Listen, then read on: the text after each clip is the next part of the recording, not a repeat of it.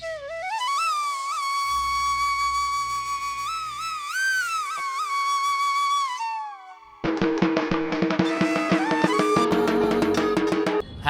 বন্ধুরা, সবাই কেমন আছো? আজকে অষ্টমী আর বাসন্তী পুজো দেখাতে আমরা চলে এসেছি নলপুরে। এটা টানা 3 নম্বর বছর, রাইট? একদম, এই জায়গাটা আমার খুব ফেভারিট। হ্যাঁ, বেশ ভালো লাগে। মানে পুজোগুলো দেখতে আসে না, গ্রামের পুজো সচরাচর দেখা হয় না। শহরের পুজো দেখি, শহরের পুজো দেখায়। গ্রামের পুজোগুলোর মধ্যে কিন্তু একটা অদ্ভুত আন্তরিকতা থাকে। আড়ম্বরগুলোর কথা এত সুন্দর হয়, মানে নিজেদের জায়গায় মনে হয় একদম। আর আড়ম্বরটা বড় হয় না, তো আড়ম্বরটা বড় না হওয়াতে যে পুজোর যে কোর যে রিচুয়ালস বা ফ্লেভার, সেটা কিন্তু এখানে এলে পাওয়া যায়। তা সেইটা খুঁজতেই আবার চলে এসেছি নলপুর থেকে। আমি সৌভিক, আমি Shreya, and we are Benga Bloggers. মুহূর্তে চলে এসেছি হচ্ছে নলপুর স্টেশনে। ঘড়ির কাঁটায় এখন 12:33 বাজে। আর এটা হচ্ছে নলপুর স্টেশন। এটা হলো নলপুর স্টেশনের 3 নম্বর প্ল্যাটফর্ম। আমরা হাওড়া থেকে এলাম, আমাদের 3 নম্বর প্ল্যাটফর্মে নামালো এবং আমাদের সোজা স্টেট যে ওভারব্রিজ আছে, ওভারব্রিজের দিকে হেঁটে যেতে হবে পুজোগুলো দেখার জন্য। তোমরা যেটা করতে পারো সেটা হচ্ছে এই যে ওভারব্রিজ আছে, এই ওভারব্রিজটা ইউজ করতে পারো, করে তোমাদের লেফট সাইডে চলে যেতে পারো। কিন্তু তার বদলে তোমরা যেটা করতে পারো, এই লাইনটাও ক্রস করে নিতে পারো, ঠিক আছে? একদম এই প্ল্যাটফর্মের এন্ড থেকে একটা গলি ভেতর দিকে ঢুকে গেছে, তো সেইটাও তোমরা ইউজ করতে পারো। এটা স্টেশন থেকে নেমে কিন্তু তোমরা তোমাদের ডান দিকে ঘুরে যাবে এবং ডান দিকে খানিকটা এগিয়ে যাবে এই বাজারের মধ্যে দিয়ে। তারপর ঠিক তোমাদের বাঁ দিকে যে গলিটা ঢুকে যাচ্ছে, সেই গলিতে কিন্তু খানিকটা হেঁটে যাবে।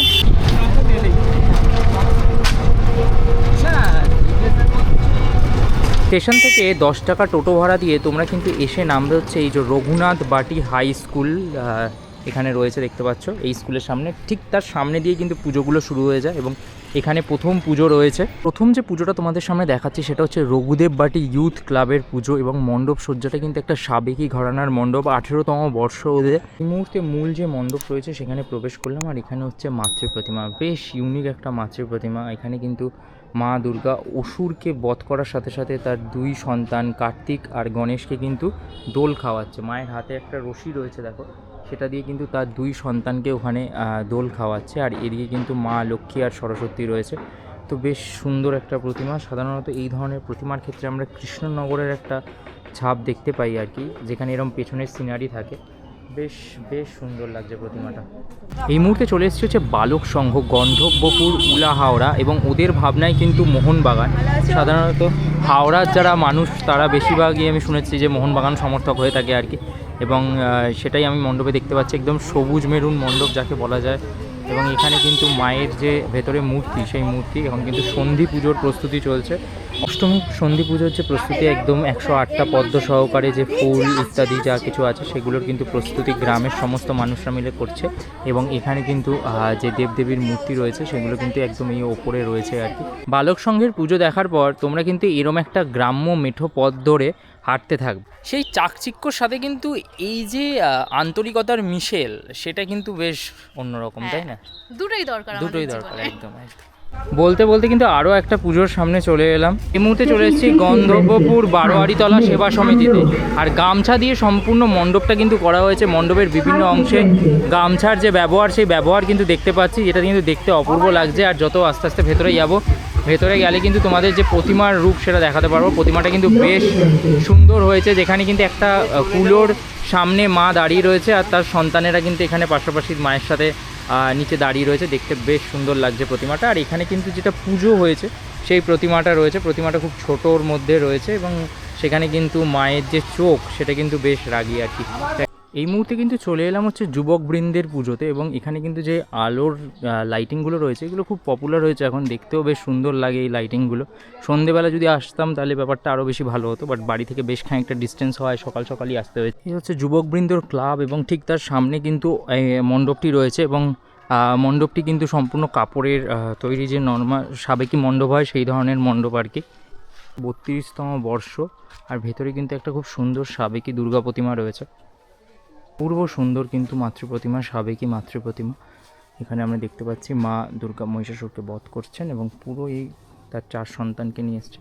এই মুহূর্তে কিন্তু সন্ধি পুজোর যে প্রস্তুতি সেইটা কিন্তু চলছে এবং একটু বাদেই সন্ধি পুজো অনুষ্ঠিত হবে এবং তার জন্য কিন্তু প্রদীপ ইত্যাদি রাখা রয়েছে।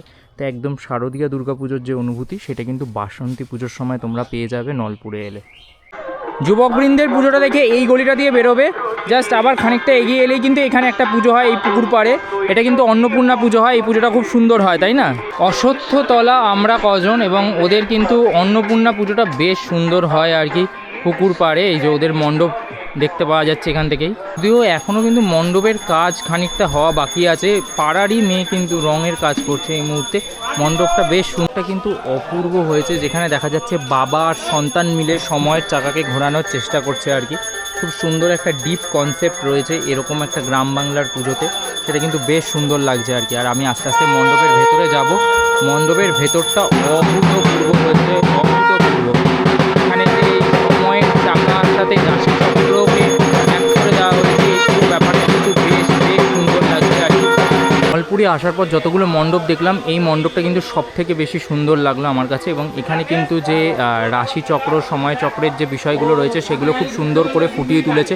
ওপরটার মধ্যে কিন্তু একটা পুরো মহাজাগতিক এনভায়রনমেন্ট রয়েছে, এটা কিন্তু বেশ ভাল লাগছে আর কি। আর মা দুর্গাকে দেখো, দুর্গা ঠাকুরের মূর্তিটা কিন্তু একদমই ডিফারেন্ট এখানে, যেটা কিন্তু বেশ সুন্দর আর অন্যরকম আমি বলবো। আমি এই মুহূর্তে মাতৃ প্রতিমা যেটা রয়েছে তার একদম নিকটে রয়েছি। মায়ের যে প্রতিমা সেটা কিন্তু সত্যি মন জয় করে নেওয়ার মতো।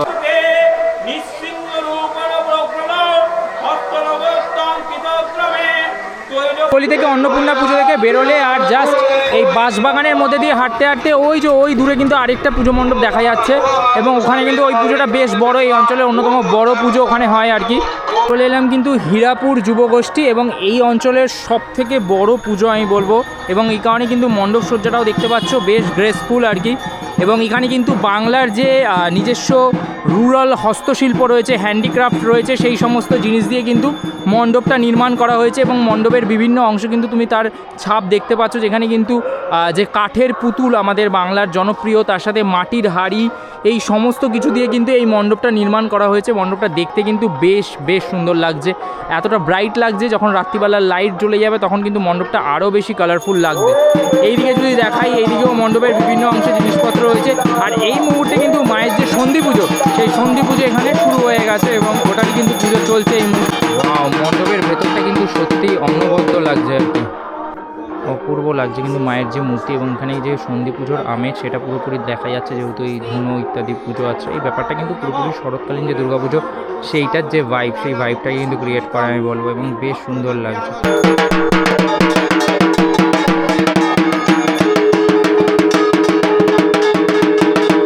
একটা এগিয়ে এলে কিন্তু এখানে তোমাদের তিন মাথার একটা মোড় পড়বে, যেখান দিয়ে সোজা যে রাস্তাটা গিয়ে আবার বাঁ দিকে ঢুকে যাচ্ছে, এই দিকে চলে যাবে। যদিও এইদিকেও পুজো আছে, বাট ওটা ফিরে ঘুরে এসে কিন্তু তোমরা দেখতে পাবে। তাই এই রাস্তাটা বরাবর হাঁটবে গঙ্গার ঘাটের দিকে। চলে এসেছি হীরাপুর বুলেট সংঘ, আর ওদের হচ্ছে এই মণ্ডপ সঙ্গের এই মণ্ডপ, আর ওদের কিন্তু একটা সাবেকি মণ্ডপ। আর ভেতরে কিন্তু যে সন্ধি পুজো, অষ্টমী নবমী তিথি, সেই সন্ধি পুজো চলছে এই মুহূর্তে।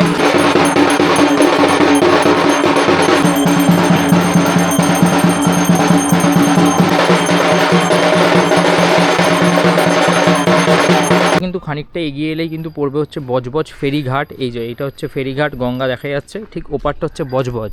ফেরিঘাটের ঠিক মুখটা দিয়ে কিন্তু তোমাদের ডান দিকে যে রাস্তাটা চলে গেছে একদম গঙ্গার ধার বরাবর, ঠিক এটা দিয়ে হাঁটতে হবে। এই পুজোটা একটুখানি ডিস্টেন্স আছে, মোটামুটি 5 থেকে 6 মিনিট তুমি হাঁটবে। এতক্ষণ যে পুজোগুলো দেখছিলে সব কাছাকাছি ছিল। বেসিক্যালি শ্রেয়া কি বলছে, হ্যাঁ আমরা হাঁটতে হাঁটতে অষ্টমী থেকে নবমী তিথিতে পড়ে গেছি। এক্স্যাক্টলি, মানে আমরা যখন এই রাস্তাটা হাঁটবো অলরেডি অষ্টমী থেকে আমরা নবমী তিথিতে পড়ে যাবো আর কি। একটু আগেই দেখছিলে সন্ধি পুজো হচ্ছে। চক শ্রীকৃষ্ণ বাসন্তী পুজো কমিটি 26 বছরের ওদের পুজো, আর এই হচ্ছে ওদের মণ্ডপ সজ্জা ওই দূরে। একদম যে মূল মণ্ডপ রয়েছে সেখানে চলে এসেছি। আর মণ্ডপটা কিন্তু পরীদের যে দুনিয়া হয় বা ফিকশনাল একটা জায়গা, সেই অনুযায়ী সাজানো হয়েছে।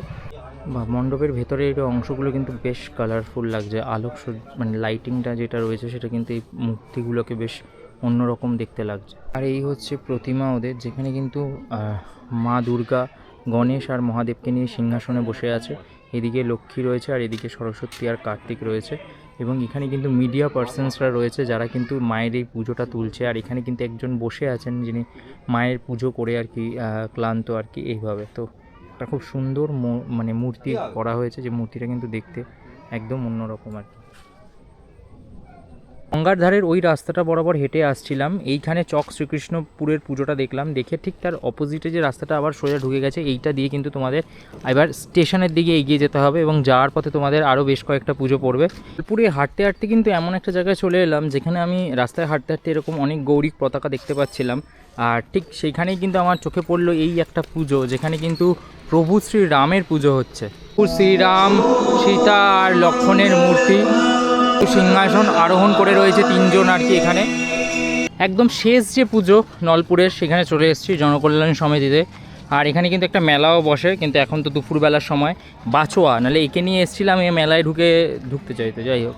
আর এটা ওটা চড়তে চাইতো, বাট বাঁচা গেছে, যাই হোক। আসছে আরো মেলা আসছে। হ্যাঁ, মেলা সারাদিনই তো, কোনো শেষ নেই। হ্যাঁ চলো, এইখানে হচ্ছে পুজো। আর সবথেকে ইন্টারেস্টিং, এই গ্রামের মাঝেও কিন্তু ছোট ছোট বাচ্চাদের নিয়ে এখানে আঁকা প্রতিযোগিতা হচ্ছে অষ্টমীর সন্ধ্যায়, যেটা কিন্তু বেশ একটা অন্যরকম ব্যাপার আমি বলবো। হ্যাঁ, পুজো এলে এই ব্যাপারগুলো আরো বেশি এনথুজিয়াস্টিক। পুজো আর কালচার দুটো আমাদের কানেক্টেড, এটা আমি সবসময় বলি, তো সেটা এখানে আমরা দেখতে পাচ্ছি বেসিক্যালি। এই যে প্রচুর বাচ্চা কাচ্চা যারা রয়েছে তারা কিন্তু এখানে আঁকা প্রতিযোগিতায় পার্টিসিপেট করেছে, সব বাচ্চারা। মণ্ডপ রয়েছে, সেই মণ্ডপে প্রবেশ করছে, শ্রেয়া অ্যাজ ইট ইজ আগে আগে ছুটছে। পুরো একটা সুন্দর সাবেকি প্রতিমা কিন্তু এখানে দেখতে পাচ্ছি, এবং এখানে কিন্তু মায়ের যে সাজ, পুরো ডাকের সাজের সাজ রয়েছে, এবং প্রত্যেকটা প্রতিমা কিন্তু বেশ ইউনিক আর কি। এখানে মায়ের যে মুখটা দেখো, সেটা কিন্তু খানিকটা টিল্ট আছে ডান দিকে, কার্তিকেরও তাই, সরস্বতীরও তাই, প্রত্যেকে কিন্তু একদম একটা বেশ অন্যরকম ভাইব দিচ্ছে প্রতিমাটা। কার্তিক আর সরস্বতী এখানে রয়েছে, দেখো দুজনের ঘাটটা খানিকটা হেলে রয়েছে, এটা কিন্তু দেখতে বেশ ভাল লাগছে, একটা অন্য রকমের অ্যাটমসফিয়ার ক্রিয়েট করছে। ঠিক সেরকমভাবেই কিন্তু মা দুর্গাও তাই, আর এদিকে লক্ষ্মী সরস্বতীরাও কিন্তু সেই রকমই আর। ভিডিওর এন্ডিংটা নিজের শহরে এসে করতে হচ্ছে, কারণ ওখানে বৃষ্টি নেমে গেছে, তাড়াতাড়ি ট্রেনে উঠেছি। চলো টাটা, খুব শিগগিরই এরকম প্রচুর ভিডিওস আসবে, প্রচুর পুজো পরিক্রমা ইত্যাদিতে চলতেই থাকবে, আর চেষ্টা করবো নতুন নতুন জিনিস নিয়ে আসার। খুব শিগগিরই দেখা হচ্ছে, ততক্ষণ সবাই খুব ভালো থাকো, সুস্থ থাকো, অ্যান্ড দুর্গা দুর্গা।